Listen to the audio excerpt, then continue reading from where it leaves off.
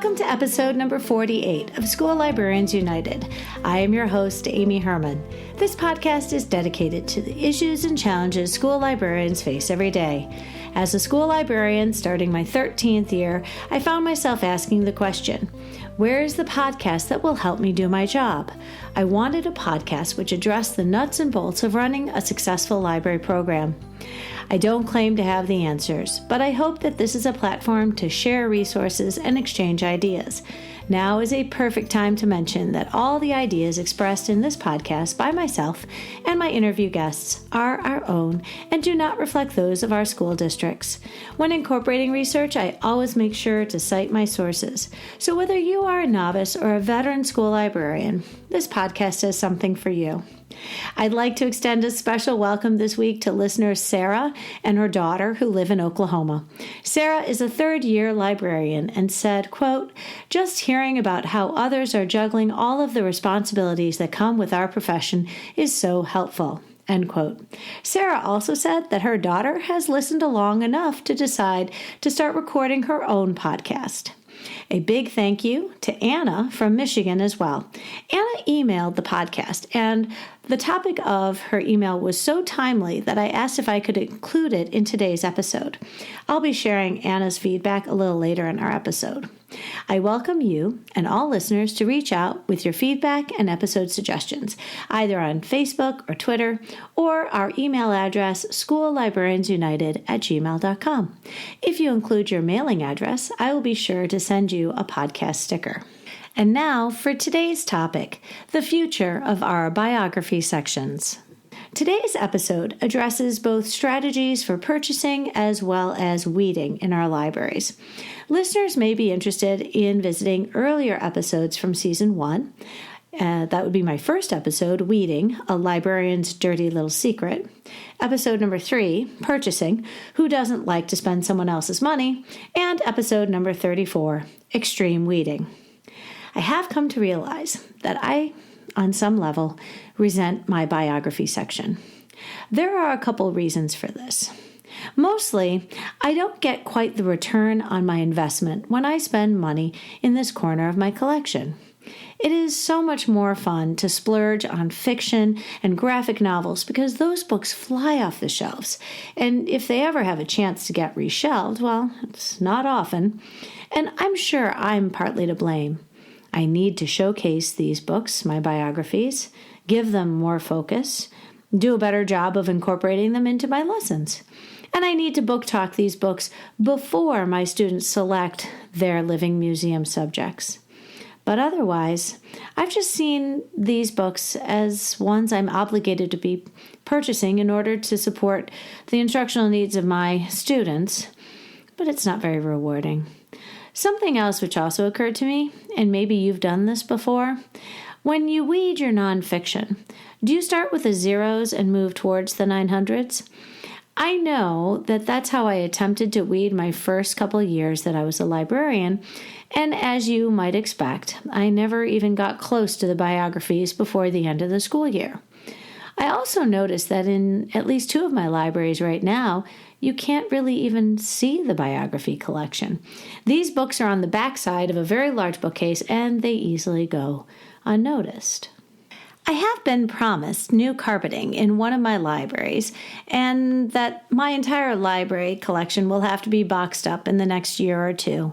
I'm making a point of tackling my biographies first rather than last, and I started in August when I got back to school. And I've had this long-held conviction that if you ever have to vacuum the tops of any books in your collection, that is a clear sign that these books definitely need to get weeded. It is no exaggeration that nearly every bookshelf in my biography section needed some vacuuming. And here's where the inspiration for today's episode came from. There is a small chance that a few of you noticed the change in today's episode title from last week's mention. Proof positive that our ideas need to evolve in order to best serve our students. My own feelings for quite some time about our biography section is that, much like our reference section, it is, if not disappearing altogether in lieu of digital resources, being sharply reduced in size and scope. Thanks to some great conversations I will share with you today, and the fact that I am admittedly wrong a fair amount of the time, I have renamed today's episode, The Future of Our Biography Sections.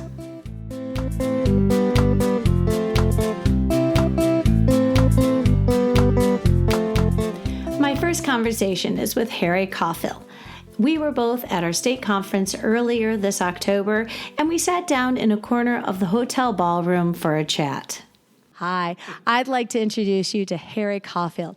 And I first met Harry at Nerd Camp, and Harry gave a great presentation, and I asked him if he would speak to us about weeding our biography collection specifically. So, Harry, tell me,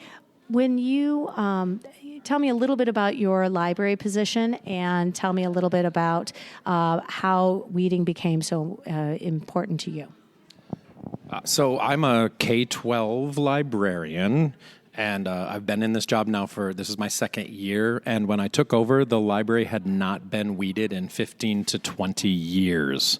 So there were lots of things on my shelf that I wasn't comfortable having there, that weren't moving, just sitting and taking up shelf space. And the big thing about weeding, the whole metaphor is important. You need to pull the weeds so kids can find the flowers.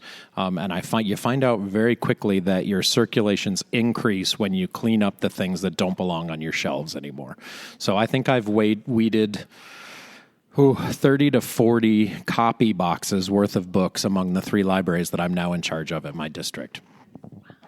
That's incredible.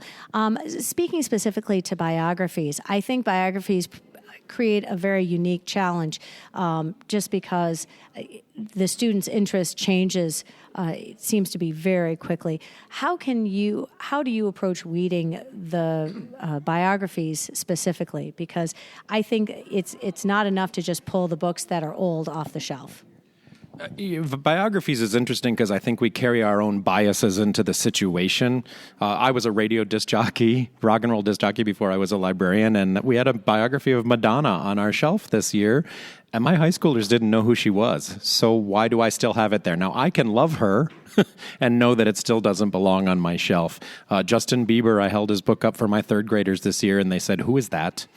And also, my particular population is 85% English language learners. So looking for a biography population of popular culture that would reach that audience is not Justin Bieber and Madonna probably for my kids. So it's tough because you carry your own biases to that situation. And I think you need to be a little merciless. This football player played football 12 years ago and kids can't name him. This pop star was a pop star 10 years ago and kids don't recognize that. So I think it's important to be a little merciless when we're doing that weeding. Wow, that's incredible. I do have a great deal of respect for the decisions that were made when those books were put on the shelf, but I wasn't the one who did it. And for me, it's almost like a time capsule of the priorities of our district, so that at one point curricular requirements were different, and we had an explorer section. And so we have every explorer well represented on the shelves. We have a great deal of Native American books of leaders but they were written in the late 70s, early 80s, which means that there's a great deal of political incorrectness on our shelves. How do we go about making sure that the collection we have is the best one our students deserve? Well, you said part of it. It's determining what the curriculum is now. And when you determine what the curriculum is now, it's okay to move away from what it was 10 years ago on your shelf. But for example, at our school, we have 2 years in a row now, lucky kids got to go see Hamilton in Chicago. And those students come back and ask for more books about Hamilton. Well, there's a great graphic novel out there about him. Order a couple copies because you're then having an interest in, and Hamilton is going to be evergreen. Neil Armstrong this year, our science class is looking at the space program and the anniversary of Apollo 11. Neil Armstrong is going to be evergreen. I almost said Buzz Lightyear. Buzz Aldrin. Buzz Lightyear is going to be evergreen too, but Buzz Aldrin is going to be evergreen. And looking at very readable versions of those those stories, almost narrative versions of those stories, things that you could take home and read outside of wanting to read a biography, I think are powerful ways to reach students when we're looking at that. And maybe moving away a little bit from the pop culture idea. My students request, hey, this YouTube star, A, there probably isn't a biography on him, and B, if there was, I don't want to spend finances on it because he's going to be famous for 10 minutes. So it's kind of a fine wire, but I think I'm moving towards, historically relevant and powerful reads as I look at my biography section.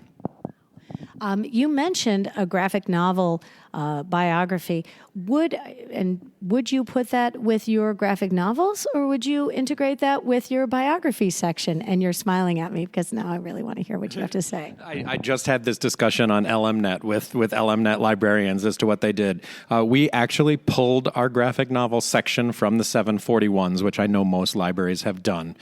They were in the art book section. And I have a graphic novel shelf with a graphic nonfiction shelf. And I know it's strange to say graphic novel nonfiction, but GN is just kind of our recognized label for that on our call number labels. But the bottom two shelves of my graphic novel section are nonfiction. And I keep ordering more of those. Especially, again, in my situation with English language learners, that is a great way to accommodate a student whose English skills are maybe not excellent, but they can still use those books for research or for social studies class or for science class because it's nonfiction. They can cite them. They can use it as a reference point. And I think that graphic fiction is a very powerful way to reach that audience. It sounds like you're okay with our biography sections getting very small. And I think that's a sign of the times. I think our reference section is all but replaced with digital resources. And when thinking about how we would repurpose those kinds of learning spaces, if not being taken up by volumes and volumes of biographies that are collecting dust. I said to the group that I was speaking at today here at our MAME conference, we are developing collections. We're not hoarding books, and books on the shelf just to have books on the shelf doesn't serve anybody's library. And I think my role as a public school librarian is different than a public library librarian. I don't need a reference section. I need a small reference section, but nonfiction is important and powerful. I'm trying to build readers and teach research skills secondary to that. Really, that idea that my concentrated nonfiction reading, my concentrated biographical reading should be things that I'm interested in and things that I can take home and read, on the couch, not that I have to read with a notebook open. I think that's very powerful when we're trying to build readers.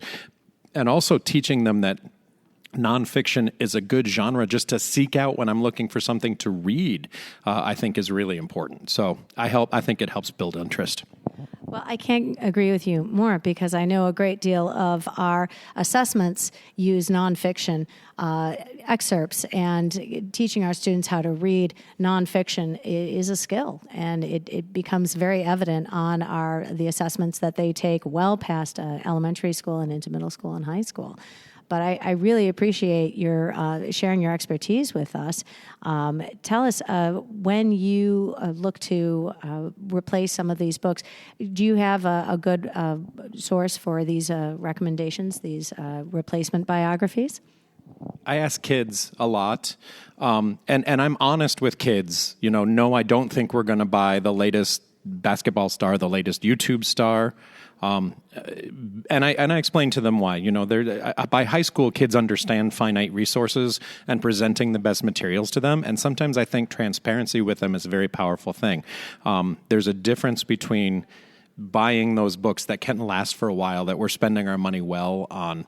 Other than that, no, it's just, my typical librarian doing your homework, using the curriculum development programs that your vendors have for you. They can be very, very useful when they understand what your needs are, looking at those reviews, and then sometimes going out of the ordinary, accepting that graphic novels may be the way to go with some of that. There are some marvelous graphic novel nonfiction series out there that I think are very powerful, that are good reads, and that are really teaching our kids to enjoy that literature, because enjoying reading nonfiction is a big part of it for me. When you know that the thing that you're reading is real, it brings another whole level to the book, I think, for kids.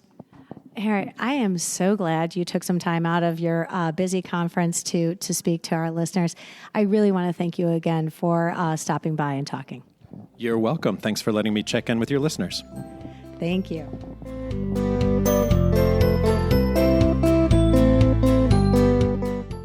My next interview is with a listener to the podcast. I had seen Tara Thomas on Twitter, but it was actually an email that she wrote to the podcast that gave me the idea that she had been wrestling with the same challenges in her biography section that I had in mine. Sometimes all it takes is talking these issues out with another librarian to realize all the possible opportunities we have for our biography sections. I first asked Tara to introduce herself, tell us a little bit about her journey to becoming a librarian, and a little bit about her program. Okay. This is my 21st year in education, my 9th year as a librarian. I have been at Hutchinson School all 9 years. I started off as a 4th and 5th grade classroom teacher, and I did that in public school for 10 years here in Memphis. And honestly just got burned out and was trying to figure out what my next step was going to be. I always had classroom libraries as a teacher. I always enjoyed sharing that with kids. And so I took off for a while and I did some computer work actually with littles through in different public schools and private schools and daycares. I was contracted out, ended up going to library school completely online and got my certification. And by the time I was finished, I actually had 3 opportunities open up for me. So wow. I chose the scariest of the 3, amazingly enough. And I've been at my one location for 9 years and I love it. When you say it was scary, what do you find about your particular position that was most daunting? Because I was coming from public and I am in a private school, all girls. Mm-hmm. So that was very different. Even though I have 2 girls at home, I didn't know if I wanted to deal with all girls all the time. I'm at a pre-K to 12th grade school. So that was a very different experience. And I serve as the pre-K to 4th grade librarian. The upper school librarian does 5th grade through 12th grade.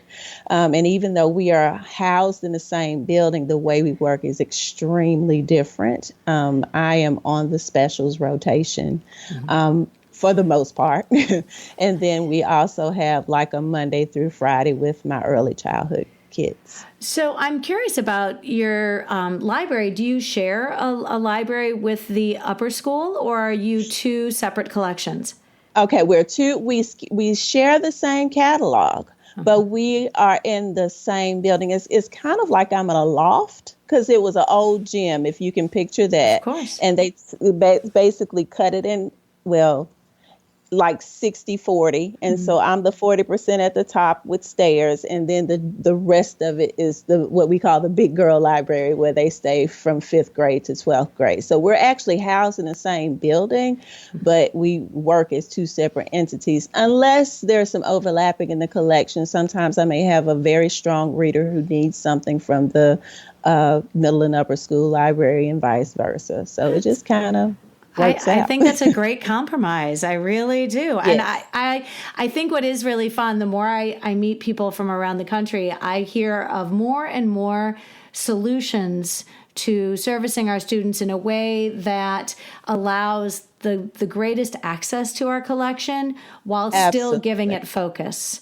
Yes. So that's really neat. I find that fantastic. I have, it was fun because I got in touch with you because you got in touch with me. You were one of my listeners who just reached out and said, hey, but you mentioned some very specific questions. And when I looked at all the questions you wrote, I thought this is a podcast episode, and who better to speak to than the person who's been wrestling with this challenge firsthand. So let me begin by including the listeners. Tara emailed me a while ago and spoke a lot about her biography section, creating a great deal of questions regarding what she should do in terms of purchasing and in terms of weeding. And I loved the specificity that Tara came at this with, because she could tell you exactly what was driving the questions. And I think we all have very similar questions when it comes to our biography section. So let's begin. You mentioned, first of all, popular movie stars and singers. Why has this been an issue in your library? Well, I know that I'm in a relatively competitive environment, and when you're dealing with people of younger students, parents of younger students, they tend to watch what they're reading a little more carefully, I think, than as they get older. So when you have people who are involved in scandals, who are going through maybe personal problems, it's hard to separate the person, I guess, the persona, from who we see on the movies. And it seems that more and more both things are being put in the news when it comes to famous people. You find out about everything. It's not just about the next song. It's about who they're dating, who they're angry with, all of that type of thing. And sometimes parents really don't want their kids caught up in that back and forth and the legal issues and things that sometimes come out with these famous people. Sure. You mentioned One Direction and Taylor Swift. You have these. Did you decide to keep these in your collection, or how did you address that? Yeah, I with One Direction, I'm honestly probably going to shelve it like in the back for a while and just see if that becomes a thing, just because they're no longer really relevant. And with Taylor Swift, it was the whole back and forth with who she's friends with, who she's not friends with. And then she kind of went away for a while. So I just kept it on the shelf. And now that she's coming, there's a resurgence of interest in her. Now the girls want to read about her, but what I have is now outdated. So then I have to decide, do I want to get on this roller coaster with her and other people again? And what happens if there's another issue with personal problems and all that type of stuff? So I have to realize that I am a steward of the school's money. And do I want to spend money on that, or do I want to spend it on something that's more, I guess, that could be more relevant for a longer amount of time? I was wondering, mentioning you said your copy of Taylor Swift was from 2012. Could you elect to keep the book on the shelf and use it for a copyright lesson? Pull up, if you have access to databases like World Book or Britannica, and pull up World Book and Britannica Taylor Swift, or if you have Kid Info Bits, and then pull up and then show them your book, and it's 2012, and indicate this is a great book until 2012. But that was a while ago, and a lot has happened in her life between 2012, and then it is a great place to launch your database lessons, because and do it without having to buy a new copy, a fresh copy. I think that's a great suggestion. I do have my fourth grade girls do this big women's history project from March into April, and they have to choose one person from each state, one female from each state, which is hard because you're thinking about, that's fine if you have California, but what if you have a kid who has Utah or some, smaller state or a place with smaller population? So it's always a struggle to try to encourage them to use the databases. And we spend so much money on those, but it's something with the teachers and with the students who want that book. So that's definitely something that I could look into doing. For me, I know I have 3 copies of Prince William. And I've never thrown them away. I've never thrown them away because I can show the progression of Prince William, and from when he was a child to shortly after the passing of his mother, to when he was a young man but not married and not not a father. And so, and then show them that, with each book they have value but not currency.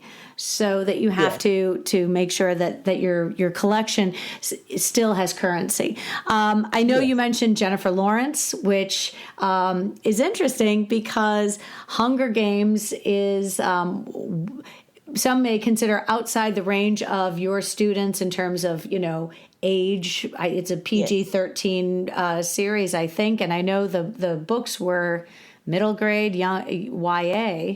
Correct. Correct. So, that definitely creates an interesting problem. You mentioned your copy of Whitney Houston. Exactly. And that becomes an issue because, again, when she first started out, it was definitely about the musician. And then it became more about all of these personal issues and concerns. But you can't negate the fact that she, had a major impact on music and won tons of awards and was an awesome singer. Mm-hmm. So I think that it encourages us as librarians, but hopefully parents too, to have these discussions about a person is not going to be a perfect individual. And we have to take them for who they are. You can't take their wonderful talent away from some of the negative things that pop up. Well, and I know we still have a lot of students who enjoy reading books about Michael Jackson.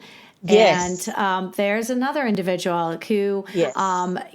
Most books that are written for our age groups are fairly GPG when it comes to describing some of the issues that might have surrounded their personal life.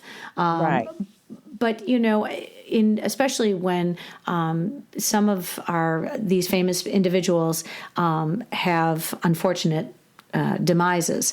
It does become a little contentious when you're talking to your students about what happened to them. Yes. You mentioned when we talk about our famous sports stars. Yes. I specifically, after you wrote that, went to my collection, and it's embarrassing. We're hockey fans up here in Michigan, and it's at one point, not recently, but the Red Wings were playing very well, and we have a lot of hockey stars in our collection with copyright dates of the 1980s. Yes. And so it's like, whoa, we've got to be able to do better than that. And just to have a book on the shelf is not a good reason. Right. And I think you bring up a good point about how local our libraries are. Like here we have the Memphis Grizzlies as our NBA team. So, of course, you want them represented, but they can be traded like at the drop of a hat. Mm-hmm. So those books become outdated very, very quickly. We also have a big SEC football following here. So it would be great to be able to keep a lot of those football teams, biographies and other nonfiction surrounding them on the shelves. But it's a hard thing to try to justify, knowing that next year it could be a completely different team. Well, and you notice that with the Olympics as well. Absolutely. when the Olympics are whether it's the Winter Olympics or the Summer Olympics, all of a sudden you have somebody who really just captures the imagination. And again, that interest is rather fleeting. You mentioned Simone Biles. Right. And I'd love to hear, Simone Biles and Venus and Serena Williams in your collection. Yes. It is difficult because it is a part of keeping the collection diverse as well. We talk about a lot of that in fiction books, but in nonfiction, I know as a child growing up, I'm African American. So a lot of books were not there that I saw myself in, I guess I should say, or saw African American characters in or people in. So I turned to biographies. Unfortunately, in my library, they were mostly like biographies about, slavery and things of that nature. But there just was not much in multicultural books showing multicultural people. And so in order to find myself, I had to look in biographies. So, of course, I want to keep Venus and Serena around for my students who might be African American or have a desire to be a female in a sport where they don't see a lot of females around. But then again, they're still winning, championships. Mm-hmm. Simone Biles now has several things named after her. Sure. So how do you keep up with that in your collection? It's difficult. Right. No, and I think that you touch upon a very, very critical issue about representation in our collection. And Yes. I can well imagine that it would, because biographies feature the person on the cover of the book, it would be a lot easier to identify with characters rather than look at fiction books, which may not give you any sort of outward representation of who is in the story if you're looking at a chapter book. Yes. So no, I'll be honest, I hadn't considered that struggle as making the biography section so much more appealing for that reason. Right. I'm right there with you with my Tiger Woods, though, because Yeah. my copies of Tiger Woods really do predate his fall from grace, but he again is winning, and Yes. I think I would opt for the database solution rather than Yes. necessarily purchasing a new book altogether, because it's both a learning opportunity and it demonstrates the value of your databases. So as your students get older, they learn to rely on them. I wanted to throw out, I have an A-Rod book in my collection. Yes, Alex Rodriguez, I was aware, was contentious. I just couldn't remember, except that he was dating Madonna. Unfortunately, they were married to other people at the time, Right. and apparently tested positive for taking steroids. Yes. So similar to the Lance Armstrong Yes. issue. Yes. I do have a Lance Armstrong in one of my libraries. I had one. And I think that there have been some efforts to revise his biographies. And I know his memoirs have been disparaged because of the realization that happened. I do want to shift to the authors who are in our biographies, because you mentioned Dr. Seuss, Yes. who is usually in a biography section for children. Absolutely. I think, like I mentioned to you earlier, it's more my personal thing. Oh, you're not because my alone. children, Yeah, you're right? not My alone. children are so young; they really don't get the. As they say, he was a man of his time. So what was not considered, I guess, racist or disparaging then, because it was kind of accepted, is definitely considered racist or disparaging now.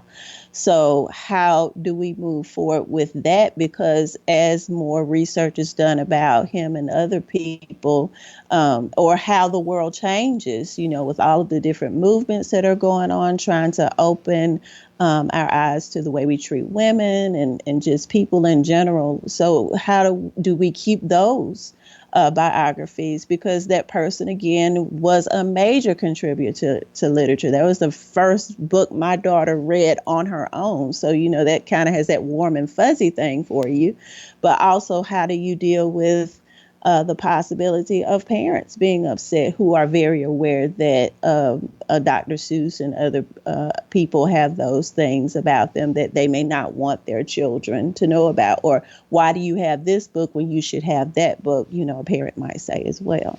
No, I think that's a really interesting point. I did, during my first season, record an episode on Dr. Seuss. And Yes. I know that there are some very strong feelings on both sides of the discussion as to whether or not he merits a place on the shelf in our library. Right. And looking at the biographies as well, how do they portray him and his contribution to literature? Looking at all of his work, not just the hop on pop or Right. one fish, two fish. I mean, there was some children's literature which many people feel should not be on our shelves, and that conversation Right. comes up usually in March, the end of February, beginning of March, right around his birthday. So I totally agree, and I'll be honest, I have some Dr. Seuss on my shelf, and I can't remember the last time it has been checked out, but I would want to take a look at it again and make sure that it doesn't gloss over Right. or yes, when you sort of give the PG version of what is portrayed, we do have to recognize that you might be overlooking some information and some portrayals which have clearly shown to be very offensive to communities of color and I know of Asian descent as well. Yes. And his Yes. and entire doctoral dissertations have been written on this very subject. You raise the very real issue that when we have biographies of people who are still alive, we have a challenge here because Yes. we want people who are interesting to our readers, and yet if they are still in their 20s, in fact, I think my first Britney Spears, I think she was still on the Mickey Mouse show. Right. Yes, I do believe I had a very early version of Britney Spears and Justin Timberlake, and I think they had just come off of being on the Mickey Mouse, whatever that show was. So they were still very much in their teens. So how do you reconcile that when you want to buy, current individuals for whom your students identify, and yet they're very young in their careers? Right. I really have to see, I kind of look at how local are they? With us here in Memphis, of course, we have Elvis. We do have Justin Timberlake because he grew up not far from here. And so I do try to keep those things around because I know that's what the children are looking for. And I know that's what's going to pique their interest. But I also try to just put it next to the idea of they need to have their ways broaden. They need to go beyond just who they know. And even though it is fun to have the One Direction, it's fun to have the maybe Cardi B, if you can even do that. But you also have to think about those people are constantly growing and changing. I still have Harry Potter, Daniel Radcliffe, from when he was first on there. There was a slight issue. He's a 30-year-old man now. Right, exactly. And so, of course, he's changed tremendously. But in the minds of my little ones who are just now discovering Harry Potter, he's still a little boy. Yeah. So that's my reason, because he has that literary connection to that. Yes. Oh, I love that. I do have J.K. Rowling. And I think the only thing that's changed in her biography is she's become much more famous, much richer, and now she does musicals. So I have not needed to update my J.K. Rowling quite so much, but I do like using her as an example because it does show that writing books for children can make you incredibly successful. So another concern with our biographies is that when we have biographies of people who have been dead for hundreds of years, the likelihood of that information changing anytime soon isn't going to happen, but the books themselves are so dated. I'm thinking about, expensive sets of presidents, or, you look at the founding fathers, or you look at anybody, in the 17 and 1800s of U.S. history. This information hasn't changed. But the books that we have are lacking in their, if we're looking for like nonfiction text features, if we're looking for bright, vibrant depictions and things that are more eye-catching. I found that my nonfiction from the 70s and 80s really do lack the engagement of the visual engagement for our readers.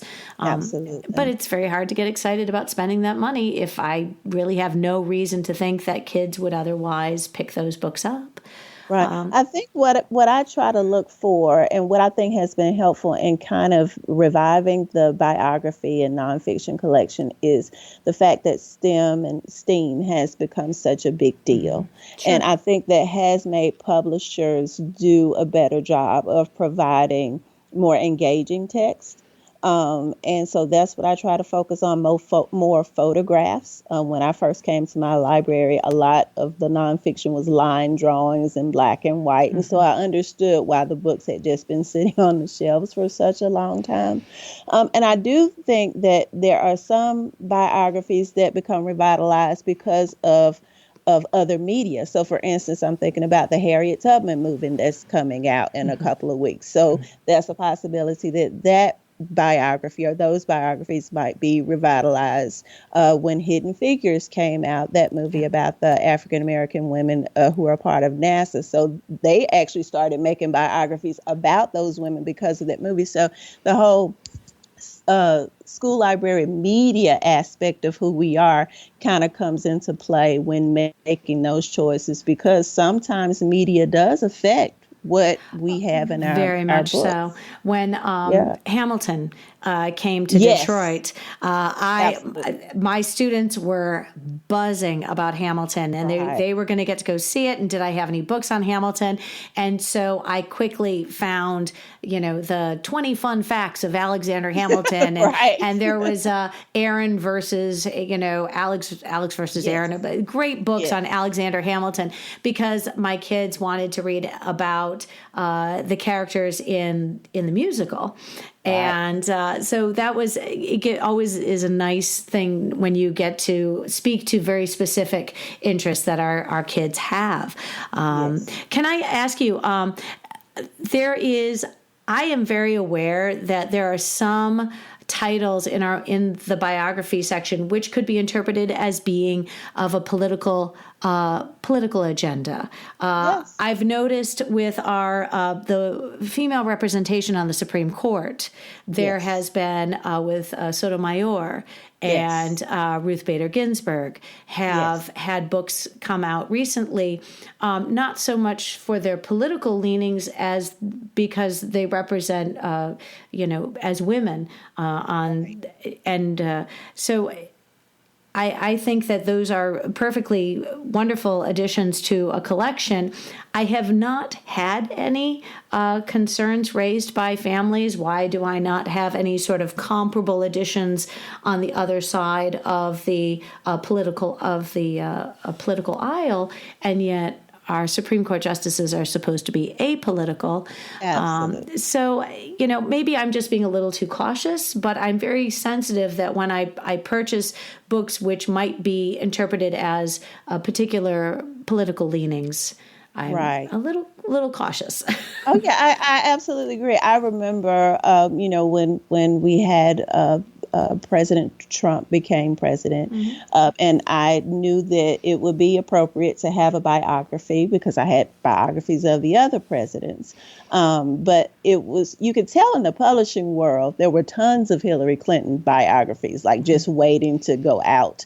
But it was very difficult to find something. Again, I'm pre-K, fourth grade. So finding biographies that were appropriate and, like you say, are apolitical. They're just telling the facts. So I ended up getting one of the True Facts by Scholastic, one of those biographies, because I felt like it was the most, as you say, apolitical book out there, because it needs to be documented, and the children are looking for those facts, and I have to make sure that I provide that for them. Well, and I can include an article that I used when I did do an earlier episode. Because the New York Times came out with a piece reflecting the struggles that the publishers were having when the president was elected, because it was very hard. They typically fall back on things like a previous political career, and because he didn't have a previous political career. And so trying to put that into a context that would be appropriate for, as you say, children of our age, and doing it in a way that is really very straightforward and unbiased.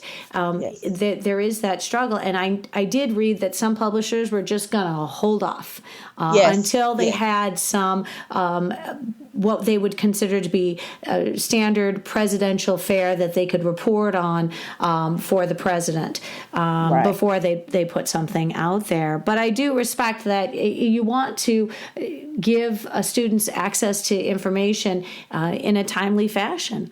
I have, jumping ahead, I've noticed that when I inherited my biography collection from a previous librarian, you could tell the curriculum was different at a time, that we had different projects that students had to do, so that the biography section particularly reflects, we once had a president's unit where everybody picked a president, so all the president books were out on in a separate space, so all the kids could come and pick a president, and those books collect us now. We don't have a president unit anymore. We don't have an explorer unit anymore. Our kids don't do an explorer unit, but I do have, my students do living museum, which is kind of fun. The kids dress up like their character, and they have to read off a little index cards, and it's adorable. But the people they want to be, I don't have in my collection. Right. And I wonder, how do you deal with that? Because a lot of times I'm looking just for a book anywhere. I can pull it in from the other schools. I can pull it in from the public library. Nobody has a book on this individual because it's a YouTube influencer or somebody who was on TV on this one show on Nickelodeon that I've never heard about.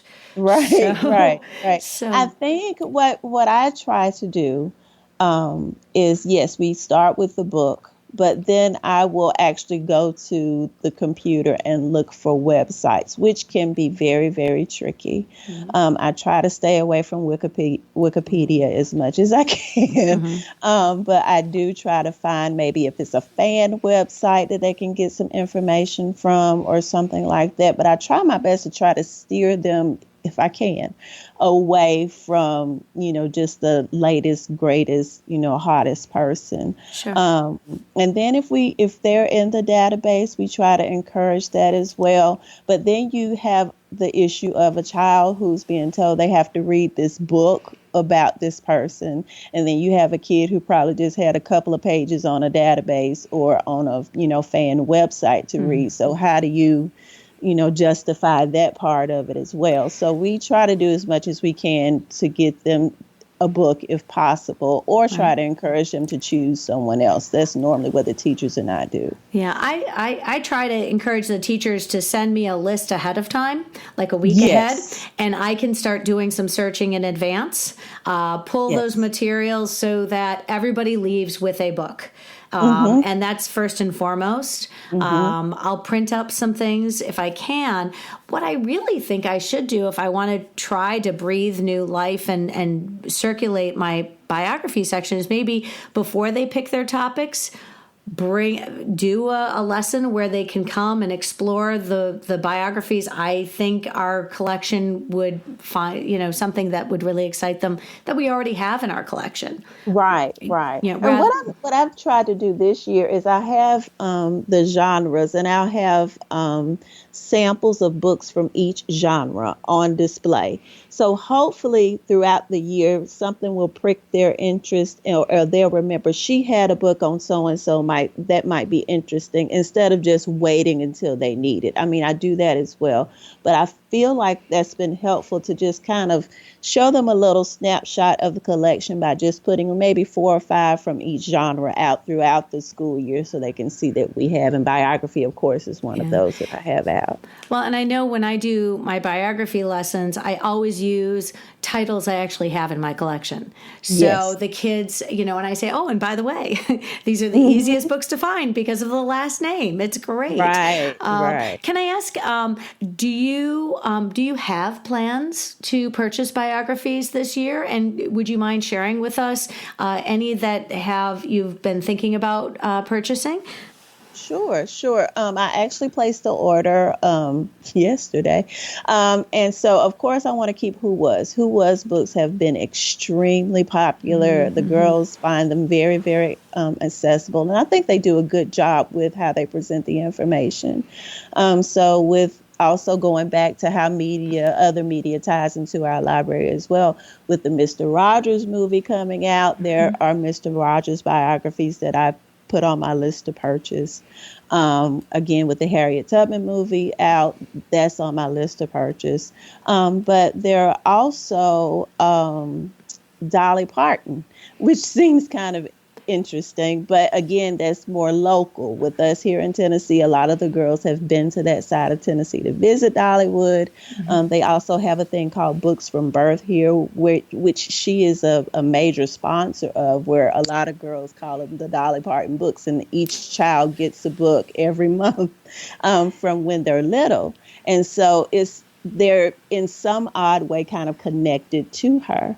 Also, the Abdo books, I normally get whatever new ones they have, because my little ones, even my 4 and 5-year-olds, they can kind of, the pictures are big enough and engaging enough, and the words are big enough in size, and that they don't feel overwhelmed, but they're getting some good information on their level. So those are the ones that I that I actually added to my collection on yesterday. I really do appreciate you sharing with us how you have approached working with your biographies, because it helps me hearing this from other librarians, because Sure. I really just feel like sometimes I really don't even know where to start when it comes to my biographies. And I just feel like I must be doing something wrong. I need to push them more. And it really does help if I can talk to somebody else who has had these same kinds of struggles and recognize that it is a challenging section in our collection. Absolutely. Well, Tara, can you tell our listeners where they can find you on social media? Because I know a lot of our listeners follow on social media and always looking for new ideas. Oh, sure. Well, I am learning to be more social media savvy. I do have my, give me 1 second. There it is, because I don't want to mess it up. So my Twitter handle is at ThomasTT1223. My Instagram handle, which I use more often, normally I post something every week or so, is at ThomasTT1213. And I also have a blog that I'm kind of working on. I was honored to be a part of a group of Fulbright teachers. And so I'm working on adding my professional development things there, but it's ThomasTT1223.wixsite.com/learnlitlive. So that's where I'm kind of building that there. And could you, if you wouldn't mind, adding those to the bottom of our notes, then Absolutely. I will make sure to put them in our show notes. And so our friends can also find you there. But thank you so much. I hope you have a great rest of the week. And thank you very much for sharing with us today. Absolutely. And thank you so much. It was my complete honor to talk to you today. Oh, thank you.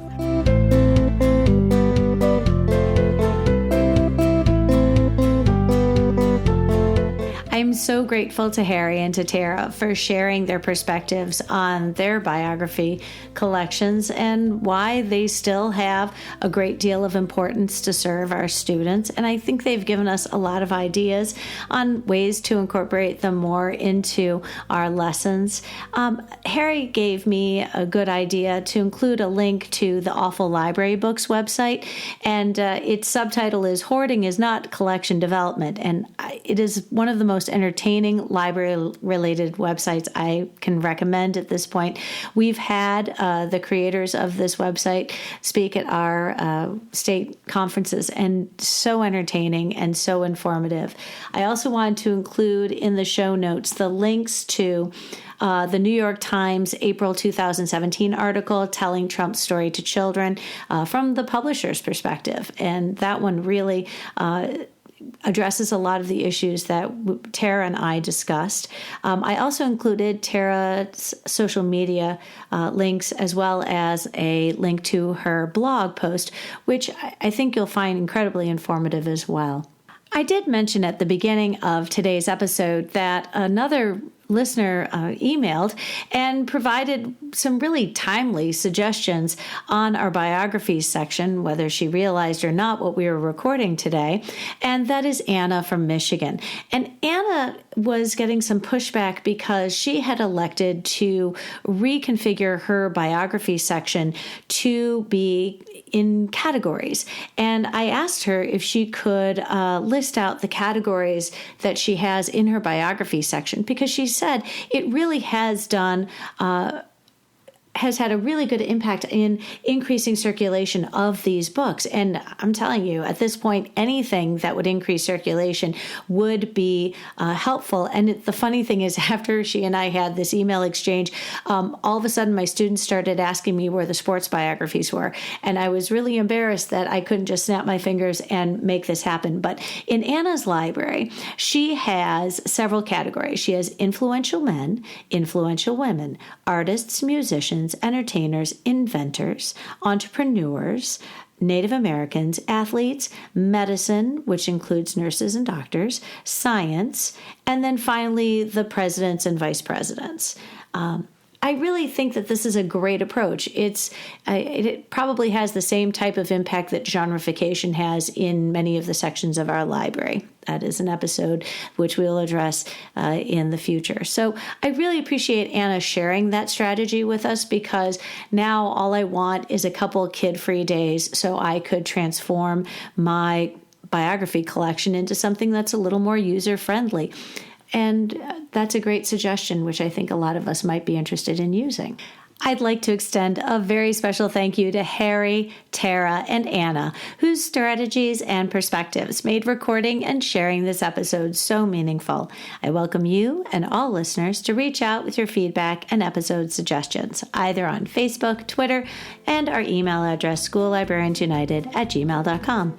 If you include your mailing address, I'll be sure to send you a podcast sticker. If you found listening to this podcast episode helpful today, consider sharing it out on your PLN or with your fellow school librarians. I would like to thank you for listening today. The topic of our next episode will be free money and how to stretch our budgets, including an interview with returning guest to the podcast, Amanda Jones. I hope you will tune in.